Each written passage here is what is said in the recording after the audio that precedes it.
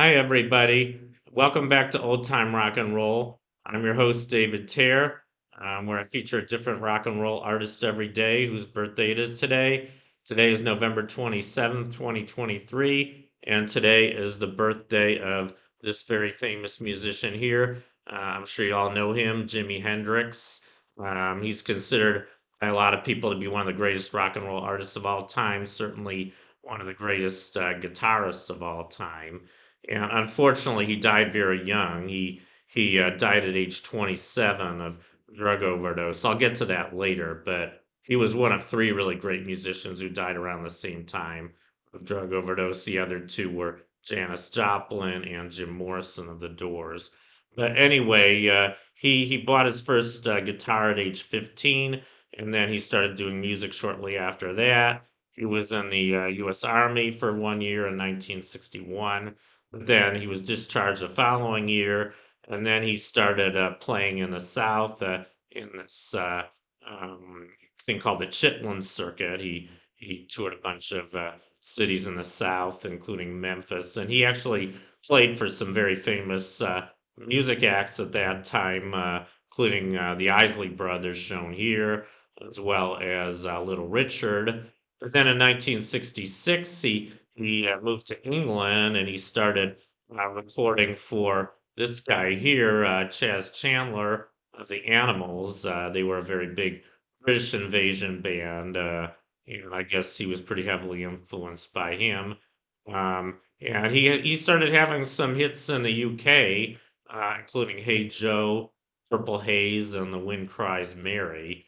Uh, and then the following year, he moved to back to the USA, and he got invited to some very big rock festivals, including the Monterey Pop Festival in Monterey, California. Here's a poster for it, a big fancy psychedelic poster. It was a big concert, big music festival, and I guess he was the highlight of that.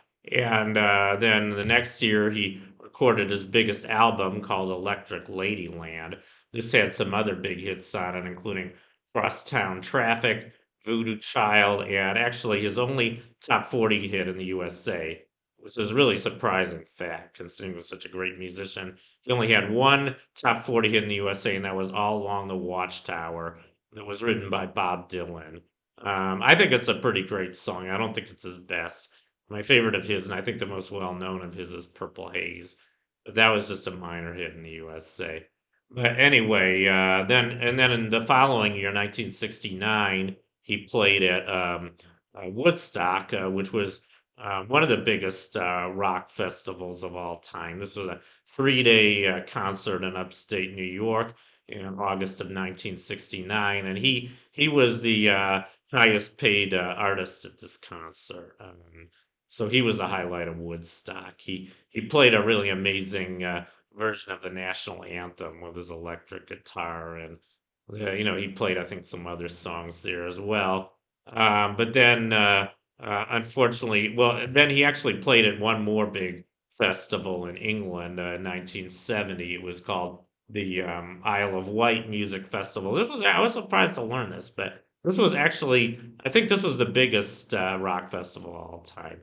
Woodstock had 500,000. This one had, they estimate, between 600 and 700, 600,000 and 700,000 people attended this one. So it was even bigger than Woodstock. And there were a number of big bands that played this, mostly British bands. But unfortunately, he died very shortly after this.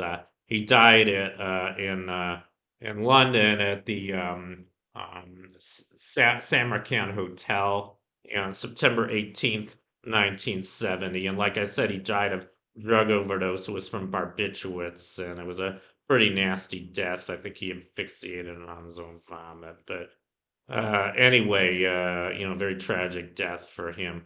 But he was an amazing rock and roll artist. I think one of the best. And that's my profile on Jimi Hendrix. And I hope you enjoyed it, and I'll see you next time.